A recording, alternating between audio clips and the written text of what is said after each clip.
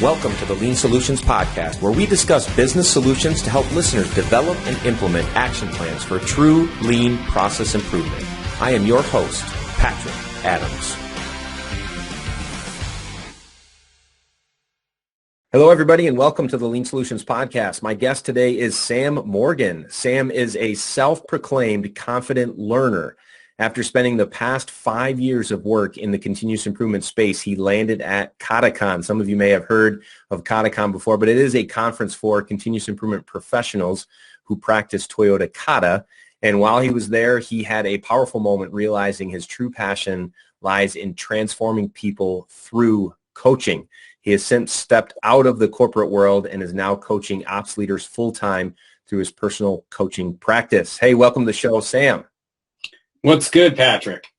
Oh, it's great to be here. Great to catch up with you. You and I have been together on a couple different areas, but primarily with the Lean Communicators group. You and I both met and have had several conversations just around how to promote communication through the Lean Communicators group. So I just appreciate you being on the show. This is your first time, so welcome. Well, thanks. I'm excited, and man, you're my people. That group is my people. I just have a huge heart for those folks, and I'm excited to be here. Yeah. No, I appreciate it. And so you stepped out of your corporate role and out into full-time coaching. That had to be a little scary. How did you get to this point? How did you come to the point where you said, it's time for me to step out and do this? Yeah, I think it's interesting. That whole word even is something that I've really taken to change because words have power. So that actually started back at KataCon last March where I had presented. I was there to present, but little did I know I was going to actually have a moment from someone else that was going to really change things for me. And that was when two gentlemen, Thilo Schwartz and Mark Rosendahl, some of the listeners may be familiar with them. They're Kata practitioners, long time, and they'd asked us to write down a challenge in our life. And I'll never forget this. It was one that just kind of set a tingle down my spine. I don't know if you ever had one of those moments. Yeah. But I looked at it after I wrote it down. I was like, oh my gosh, this is nuts. And it was, I don't have the confidence to charge for coaching. It was just a mind blow moment for me because it was like, why did I write that down? So I had to like dig into it. It was one of those things that was just going to eat away at me. So I started talking to different folks for the next day and a half. And the second night, I went back to my room, checked my email. I'd been waiting for a reply back on a job I had applied for, a small financial firm in continuous improvement, like a second person that was really going to make an impact. I was really excited. It was the perfect fit for me. Had 3 great interviews. I thought, oh, dang, this is going to be the one. And sure enough, it was a no. And it was like, oh, I guess we're on this path now, aren't we? So the next morning, I got out on the beach in Jekyll Island and sat there just kind of quietly reflecting on, okay, if I go down this road to do coaching and help people, what is it that I want to help them with? What do I want them to look like? How do I want them to feel? And that word that came up was worthy. I want them to feel valued. And as I flew out later that day on the flight from Jacksonville back home to Portland, I was listening to this book, Dare to Lead by Brene Brown. You may be familiar with it. And in it, she quotes Joseph Campbell. He's a gentleman who George Lucas was highly influenced by for the Star Wars. He talks a lot about mythology. And in it, he says, the cave you fear to enter holds the treasure you seek. And so that was the aha moment for me, that this was the space that I was afraid of entering in, that I really could add value and could make a difference in people's lives.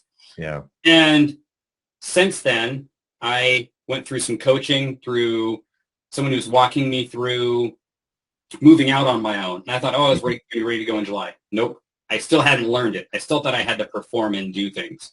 I was still honestly scared and afraid, and I didn't really feel like I added value until I finally came to the point of getting my own coach and really reflecting on where that fear came from. Because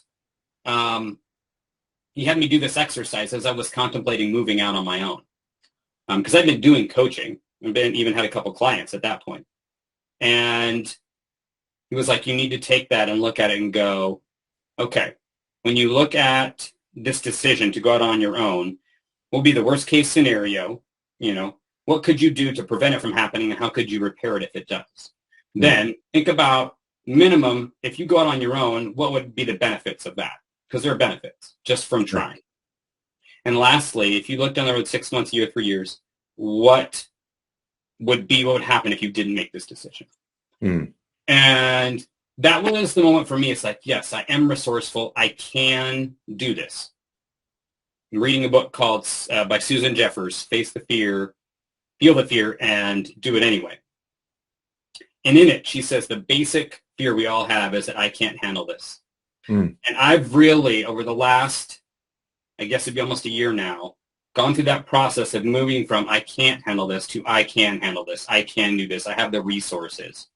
To now, where as of January 1st of this year, I launched out on my own because I felt like I can do this. I am resourceful enough to do this. And I feel like that is a sentiment that is really plaguing a lot of leaders, lean leaders, ops leaders out there, and something that I can resonate with because I've gone through it and moved through. I don't have all the answers to it, but I feel like I've been through the fire and I'm learning one day at a time.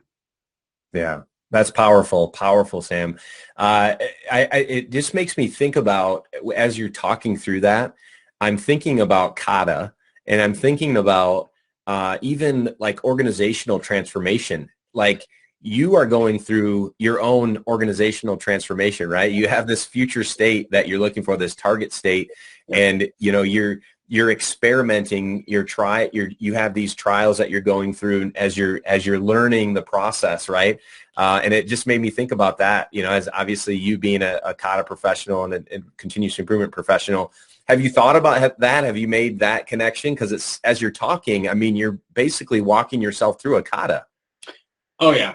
In fact, I did that. Like when I left KataCon, I actually reached out to get a Kata coach to walk me through that, and we did that for like 10 weeks. I love it. I came to the end of it after 10 weeks, and I'd shown up so, I'll never forget this, I'd shown up so poorly because I was, to my family, to my friends, because I was so ingrained on getting this done. I was so tied into actually launching and doing this that I didn't really get the whole point.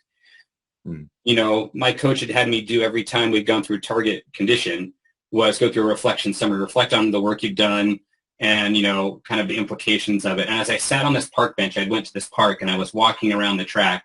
I came to sat down, the birds were chirping, and I was like, and I'm somebody who's done recovery work, so I'm very familiar with being honest over just taking action, just performing. I can do that all day long. But what I really didn't get was like, this process is about learning. It's about doing something, seeing what you expect, seeing what actually happens, but what do you learn? And then it's about the learning, not about the doing and the performing. And finally, after 10 weeks, it took me that to figure that out. And I had to apply that to my own, moving out of my own, to finally get it. And so now when I talk to folks, I have that perspective of, oh yeah, you're probably, in my mind, I'm not saying this to them, except if it comes to that.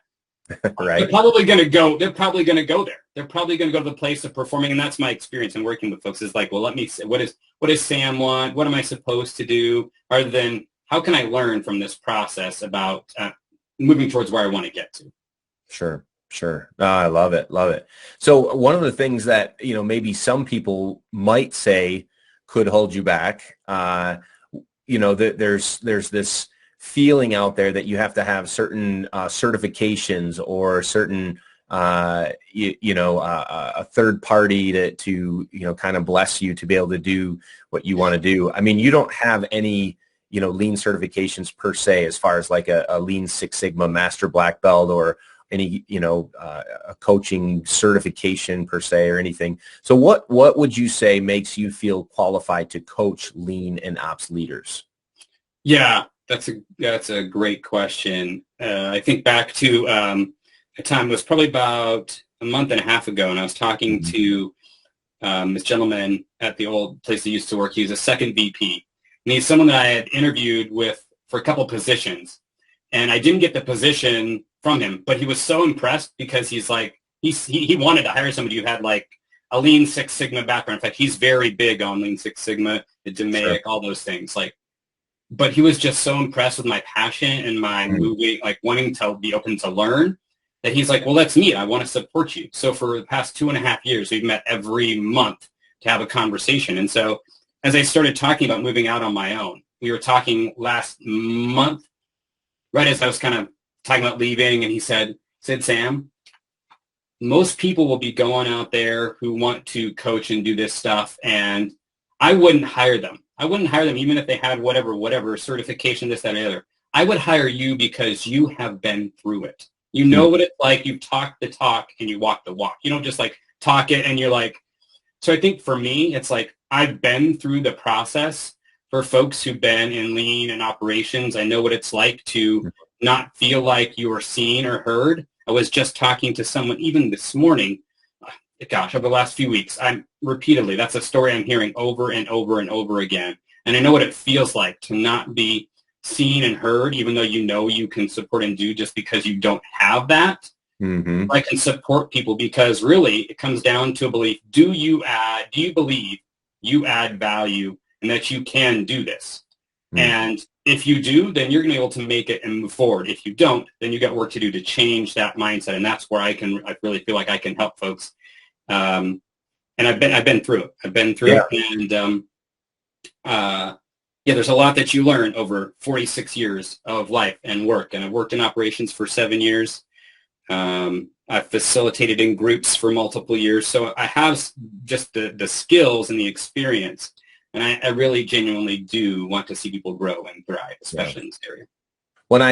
You and I obviously know each other. So I'm asking you that question because I'm also speaking to our listeners, because there's a lot of people that are listening right now that maybe don't hold a certification, and they're being told that they need to have one. And I just want to, again, kind of throw it out there that you can make a difference wherever you are with the experience that you have, right? And so I don't know if you have any words for those people that are listening in right now that say, well, who am I? I work on an assembly line, or, I sit at an office, in an office desk, or I'm working in an emergency room and all I'm doing is, paperwork or whatever it might be.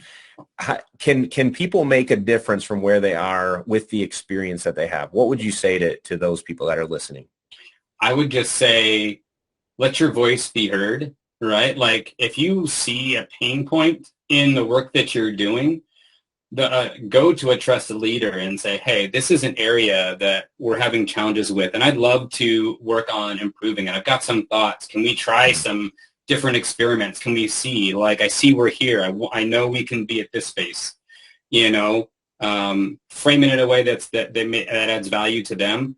But if you see the pain point, you're on the line, and you have an idea for how it's going to work. That's all that continuous improvement is like seeing where you want to be, where you're at now, and then trying something to get you there, because it's just a pain, yes, where you're at. And you want to make it better for you. And because you feel that pain and you want to, so just try something. So just share with the trusted leader and try an experiment. And if they're not supportive, either find someone else who is, or find a way that you can do an experiment in your space there, or go home and try an experiment, for gosh sake. I mean, there's so many opportunities, or in your community, if you're part of a nonprofit group, there's just so many opportunities to try experiments and make things better. Find a space where you can do that and just do it. And then other things will happen over time as you do it, but you got to do it like one day at a time, one step at a time. Yeah, absolutely. And Sam, you obviously understand and know Kata very well, and we've kind of very high level. We've touched on a couple things, Toyota Kata, and now you're talking about experiments. So I just want to real quick, if there's anyone that's listening who doesn't know Kata, can you give maybe just a quick overview of what that is? And then obviously listeners can go and check some things out if they want to go a little bit deeper into that. Yeah, I mean, it's really building a culture of continuous improvement and developing a mindset of scientific thinking through a pattern, a 4-step pattern that, in my view, is meta, right? You can apply it in any space, like I said, at home. You can practice it in an organization, starting your own business. Right. You can practice these things where you just get a clear picture of where you want to be, something that you're moving towards, and you get clear by when you want to do it. What does it look like? taking the roof off and what does it look like when you get there? And I think for me, most importantly, the reason why you're going to do it. What's going to compel you to take action and move towards it? So that's like the first part. Second part is, where are you at right now in that movement towards it? And this is the saying we have in like recovery work is honesty over performance. It's not like we're not trying to like be where we want to be. Where are we at right now in relation to that? All honesty right now. How does it look? How's it working? Then set yourself a target condition. How do you want the pattern or the process to operate in order to get what you want to get to, like in a couple weeks, on your way towards a place that might be 3, 6, 9 months down the road, a year? And then lastly, you take experiments and move from where you're at to where you want to be in that target condition. There's going to be things that come up, obstacles. So you name those things. And then like you try something to move around it. And then you see what you learn. Always thinking about what's your step, what do you predict will happen, what actually happens, and what did you learn? And then you move forward from there in that every single day. And, if you're interested in doing that, you find yourself a coach. There are lots out there. I'm one of them. There's many, many great ones out there. But it's something that once you learn it, you can't unlearn it. You're just going to see it everywhere. Hey everyone, this is Patrick. So sorry to interrupt this episode of the Lean Solutions Podcast, but I felt it necessary to take a quick moment and personally invite you to the Lean Solutions Summit on October 2nd through the 4th this fall, 2023. The theme of this year's global summit is leadership, people, purpose, passion. You do not want to miss this amazing experience with the top process improvement experts from your industry. No matter what industry you're working in, this summit has value for you. The summit offers 4 different industry tracks to include healthcare, corporate, higher education and nonprofit, and finally, government. Our opening keynote is Chris McChesney, the lead author of the #1 Wall Street Journal best-selling business book, The 4 Disciplines of Execution. The Ops sisters, Kathy Miller and Shannon Carrolls, the authors of Steel Toes and Stilettos, will be joining us, as well as yours truly and over 20 other speakers. The final day of the summit is full of workshops, and there are limited seats for a tour of Menlo Innovations with Richard Sheridan and Zingerman's Mail Order with Dr. Jeff Leiker, author of The Toyota Way. Early bird pricing is now available at FindLeanSolutions/Summit-2023, or you can check the show notes for a link. Now, back to the show. Absolutely. Yeah, I love probably the one thing that I love the most about Kata methodology is that you don't have to, once you determine your challenge or your long-term vision, that you don't have to figure out how to get there right now. Like we don't have to know how to get to that place that's a year out or, whatever, 6 months out, a year out. We don't have to figure out how to do that right now. All we need to do is figure out how to get to that next target condition, right, which is in alignment with that challenge. And I just love that because it takes so much pressure off of us as leaders that we no longer have to figure it out how to get all the way there. We just, because that's outside of our threshold of knowledge. We don't know what's going to happen. I mean, think about COVID, right? We don't know what's going to happen, 2 months from now, 6 months from now. So how do we make a plan to get somewhere 12? We don't have to figure that out 12 months from now. Let's figure out how to get somewhere in, this next week or in 2 weeks. Like where can we get in a shorter amount of time, towards that target condition. So I think that's what I like the most about the Kata methodology. And I would just say, just real quickly on that, Patrick, too, I think it's interesting coming from a podcast that is called Lean Solutions, right? Like as practitioners of Lean, like we're supposed to be people with the answers, right? I mean, What I think the Kata teaches is like, it's a framework that even the coach's whole point is to teach the person who's learning it, the pattern. The point isn't to get them to where they want to get to, although that's, of course, as someone who cares and wants to help people, we want them to get to wherever it is they want to get to. But more important to us as a coach is to teach them the pattern, because when they figure the pattern out, then in my mind, that builds so much confidence, because then again, number one, like you said, you don't have to know the path. You just clear on where you are want to be, where you're at. And all I have to do is one step. And once you get that, then you get that confidence, like, oh, I can do this. Like all I have to do is figure out one more step and one more step and one more step. And it's about the learning, not about the achieving. Absolutely. Yeah. And reflection is so powerful because every time you take that one step, you may or may not have taken the right step. And like you said, these are experiments, right? So you're trying things to see if it's the right step or not. And the reflection piece helps you to determine, okay, was that the right step? No, it wasn't. What did I learn? Well, how can I apply those learnings differently now and take another step? And then, the process continues. So And even I would even say there's no, some people might disagree, but there's no wrong step in my view, because the wrong step to me is not doing anything. Just doing something is the right step, because you're going to learn that that's one way not to get to that spot. Absolutely.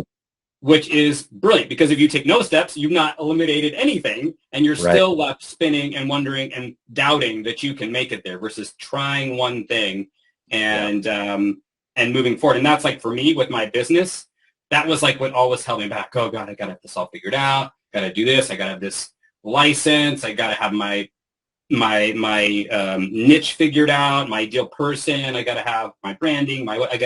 Just do the next thing in front of you. That's my theme right now, is just show up every day and do the next right thing in front of me. And then that's what I can control. Yeah. Yeah. Now I want to be careful too, because a lot of people think, well, I'm just going to start doing experiments on a shotgun approach, just experiments in general to try to, that's not necessarily what we're talking about, because the number one thing that Sam said was that you got to have direction. So you have to have that challenge out there, that long-term vision, and then your target condition should be in alignment with that, and your experiment should be moving you towards your target condition. So I just want to preface that because or throw that out there, because I do work with a lot of people that try to just take that. They feel like, I'll just try a whole bunch of stuff and see what sticks. It's important to get direction first. So absolutely.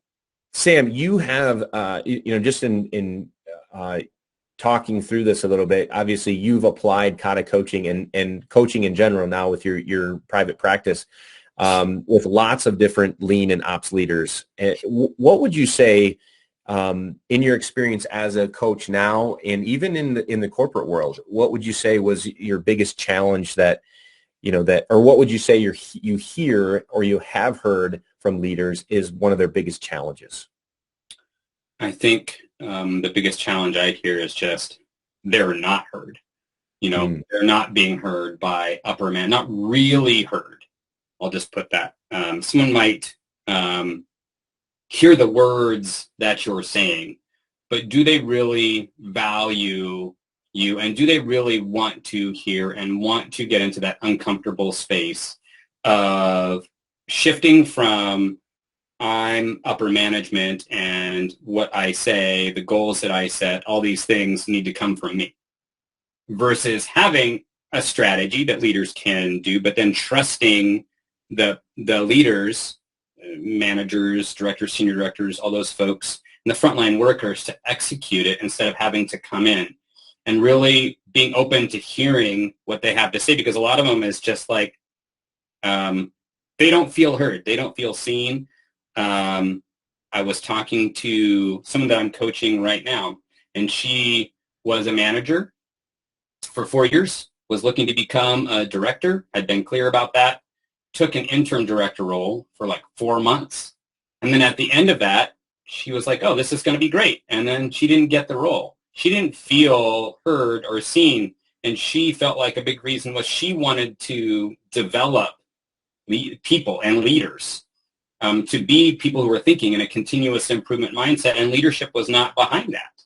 And that is something that I hear continually, over and over and over again, that upper management is not willing to hear, or doesn't want to hear, or doesn't know how to hear.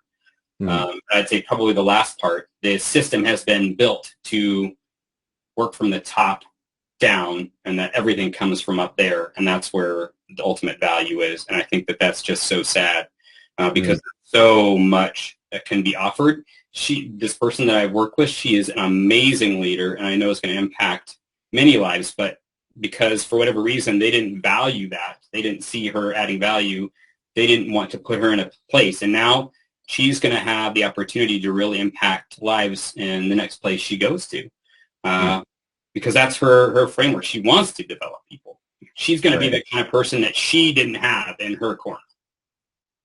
Yeah. Yeah, that's I hear the same thing from so many leaders, and it's unfortunate for sure. To be in that position where you want to drive change, you want to be part of change, but you're either being directed to do something differently or just no one's listening, like you said. What can we do to solve this challenge? I mean, where do we start?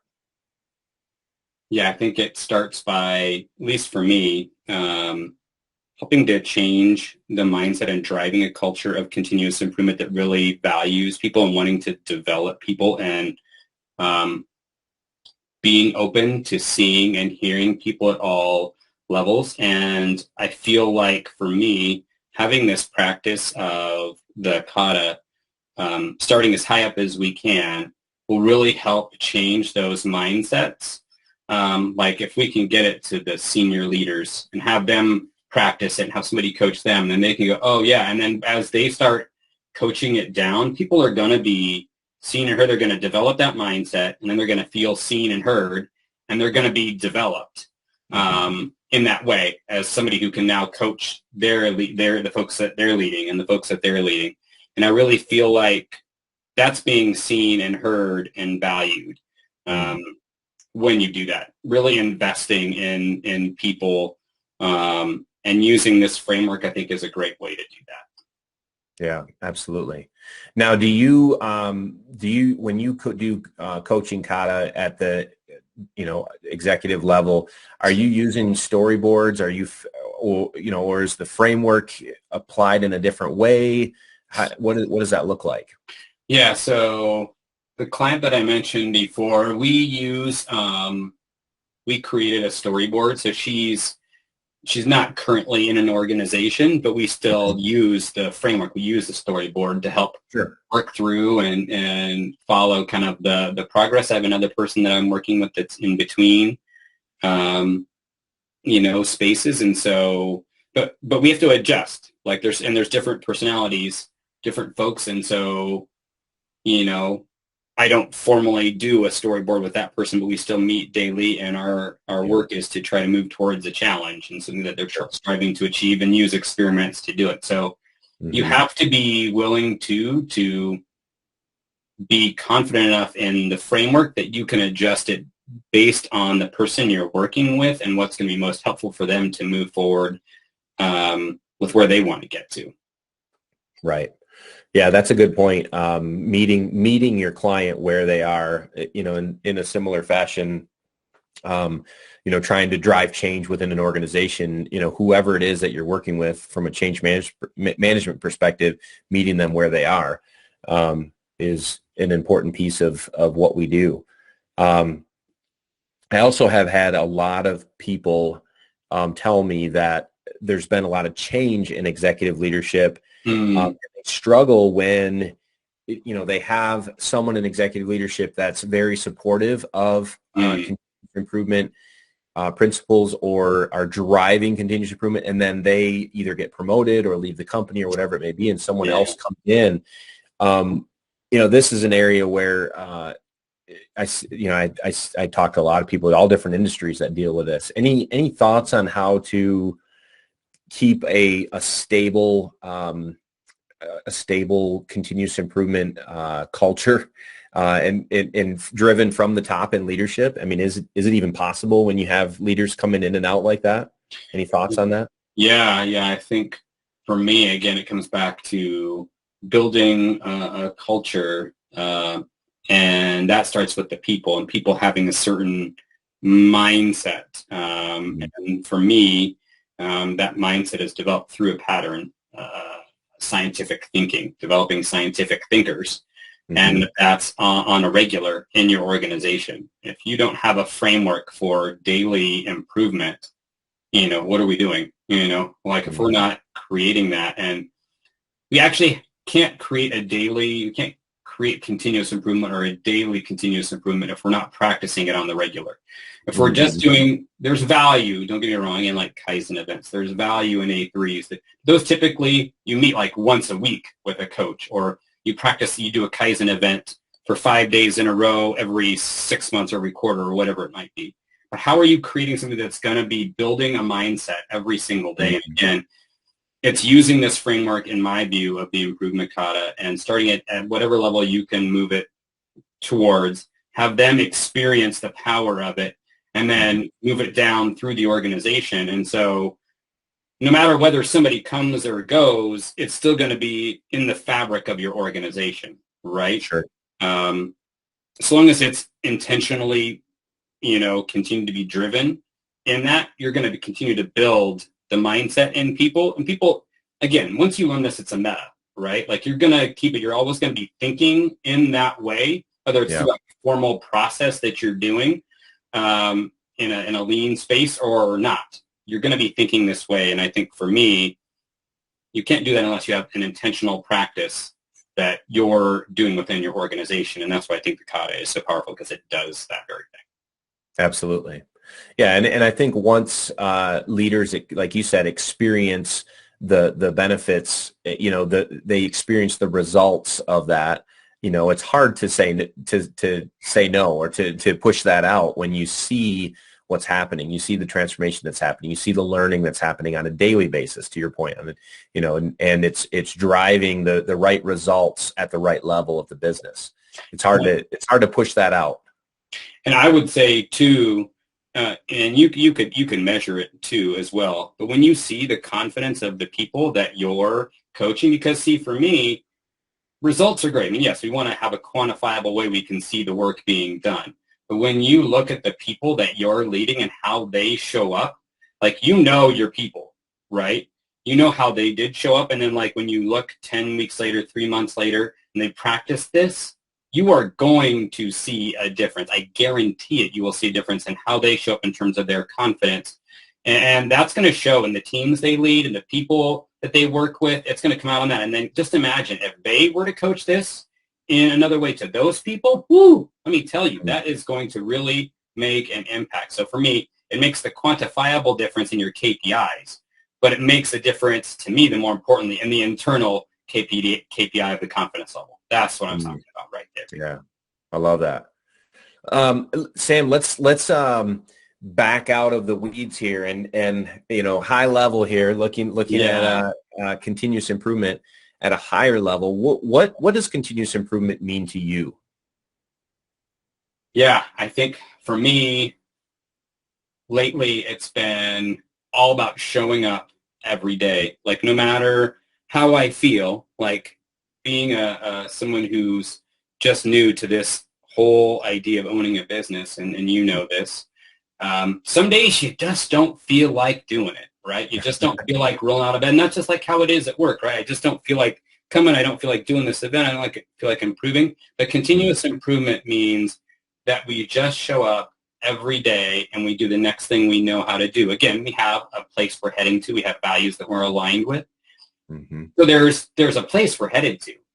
But the reality is you can have all that strategy, all that vision, all that purpose. But if you don't move forward and do something every single day towards that meaningfully, then nothing's going to happen. There's not going to be any movement, and you're not. So for me, that's it. It's moving forward every day and being okay with whatever happens, because there's always a continuous improvement. But as also in my other friends who said, you got to be happy and satisfied and grounded in where you're at too, and know it's okay that you're here right now and you want to be there and you're trying and showing up every day regardless of how you feel. And then you're just open to what you learn, and that's it. And be just rested in that you're doing that. And so that to me is what continuous improvement means, just showing up every single day, no matter how you feel. Because Lord knows some days I'm super stoked. I've had amazing conversations. I can't wait for the next day. And other days I'm waking up like, oh God, I got to have this meeting or post on LinkedIn or do this, that, or the other. Right. But just showing up and doing my best, that's what continuous improvement is. Yeah, love it. Well, Sam, if anybody wants to get a hold of you, if they're interested in learning more about what you're doing as a coach, or if they just want to chat with you, maybe even ask you some questions about what we talked about today, where would they go to connect with you? I'd say best place is LinkedIn. That's a great way to go. If you prefer email, illuminatecoachsam@gmail, or you can just visit illuminatecoach.com. And that's just got a little more of my story and different other little videos and webinars and things if you want to learn more. But best way is just let's have a conversation. And sure. LinkedIn, I'm there, not quite 24/7, but I'm there six days a week for a lot of the time. So yeah. Sam, who would you say is your ideal client? Who are you looking for? If you could identify your ideal person, who would they be? Where would they be at? What industry or how old? What would they look like? Yeah, lean and ops leaders who are stuck and want to find that joy and that heart again in really developing people. And those are the people that I know I can help get unstuck and find that again. And those are the kind of people I'd love to just talk to and hear more of their story. For me, life is all about stories, and I love hearing stories and just finding out more about where you're at, where you want to be, and what are the challenges you're experiencing, because you're seen, you're heard, you're valued, and you have something to offer. And there's a place for you to make an impact that you want to make. I promise you there is. It may not seem like there is right now in this space, and I get it, but there is a space for you, and I'd love to chat with you more and hear more about that. Love it. Well, we'll throw your links into the show notes. So if anyone is interested to reach out to you, you can go right to the show notes and click on the link, and it'll connect you to Sam. So Sam, it's been great to connect with you. I'm glad you were able to be a guest on the Lean Solutions podcast. Season 2 we're in. We're just kicking off season 2. So this is going to be a good year. We're excited. Looking forward to many more great interviews like this one with Sam. So Sam, again, I hope to have you back. Maybe later this year we'll check back in and kind of see how things are going and maybe talk on a different topic outside of Kata. I love it. And thanks again, Patrick. It's great to, you've been a good friend, a supporter, and I love seeing your journey. And it's an honor to be able to chat with you and your listeners. Thank you. All right. Thanks, Sam. Take care. Thanks so much for tuning in to this episode of the Lean Solutions Podcast. If you haven't done so already, please be sure to subscribe. This way you'll get updates as new episodes become available. If you feel so inclined, please give us a review. Thank you so much.